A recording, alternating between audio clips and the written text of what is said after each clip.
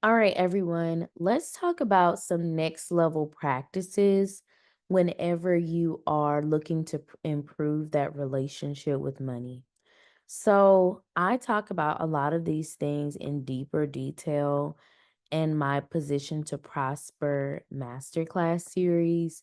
So, you are welcome to check that out at she'sworthy.org/prosper.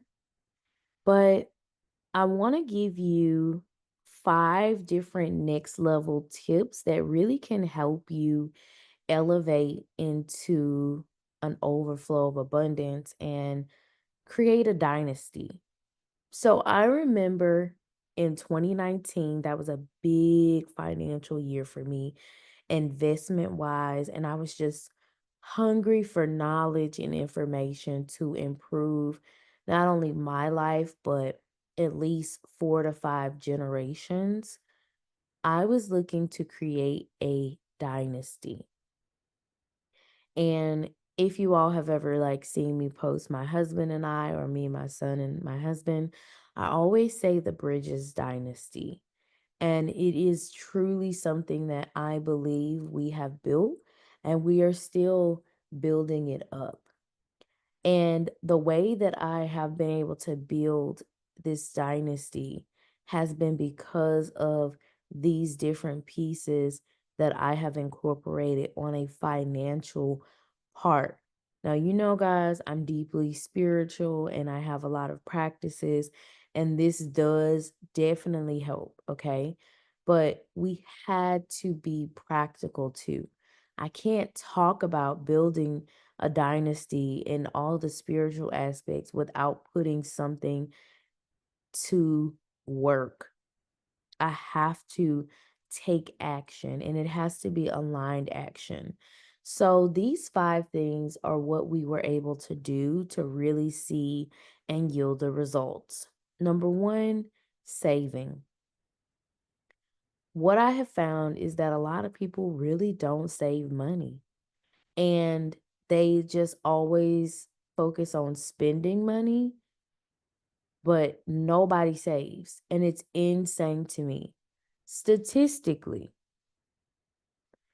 on average, how much do people save? Look at that for yourself.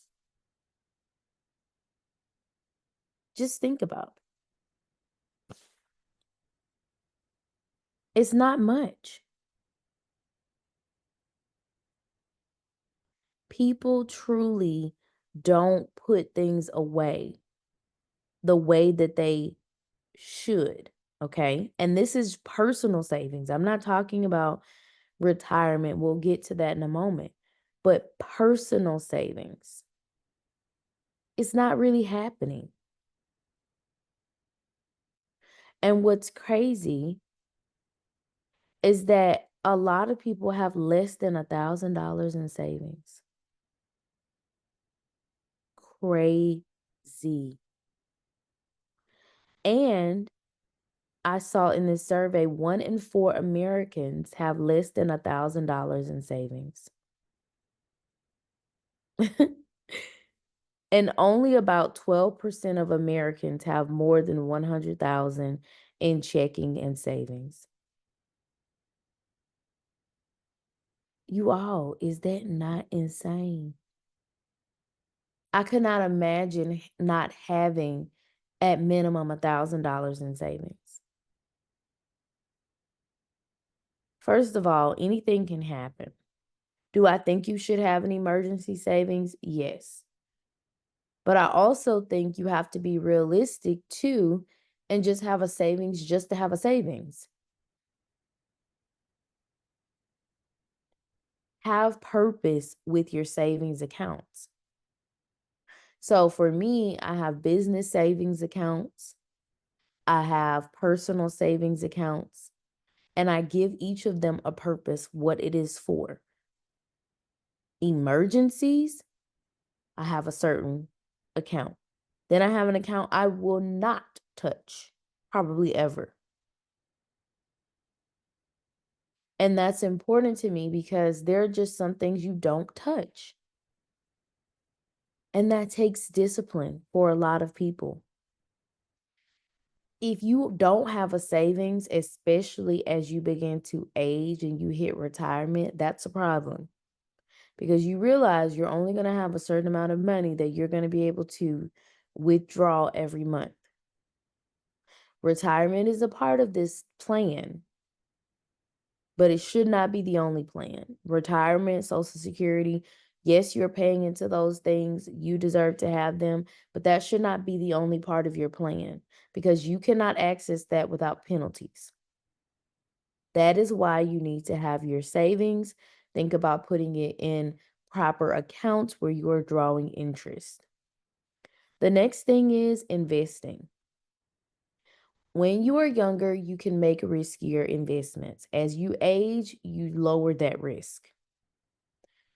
What investing does for me, I have different types of investments, whether that is business investments, if it is stock market, there are different things that you can do and it helps you make money. So for me, I have invested in business. Okay. That has been what has been lucrative for me, the most lucrative for me. I would also say investing in our homes and other things along with real estate has been pretty high as well. Those are important things to think about. You do want to try to find ways to invest, but safe. Okay. I'm not telling you to risk anything. I'm not a financial advisor. These are the things that have worked for me. The next thing is retirement. The closer you get to retirement, the more you will want to put towards your retirement. So for me right now, I'm only doing 4%. But it's because number one, I'm young. Number two, I have other investments. Number three, I'm also paying into Social Security. Number four, I'm also saving. So I have that leverage. But as I get older, I'm going to move towards 10% because I really want to make sure that it is growing more quickly for me. With retirement, I'm going to say this. Don't put all your eggs in one basket. The reason why I say that is because the stock market does well some years, the stock market does not.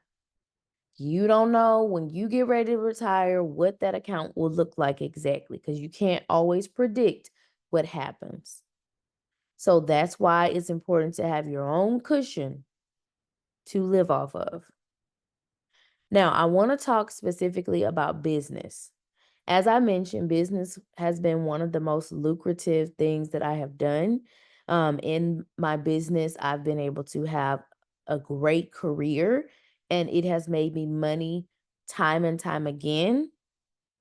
One aspect of my business I shut down earlier this year, and I still have people that want to be a part of it, even though it is not something that I am continuing.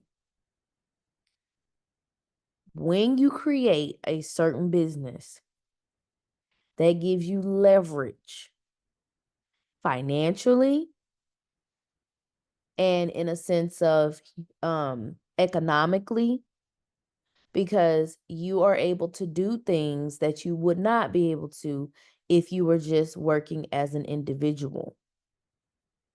Having that company provides opportunities for tax leverages.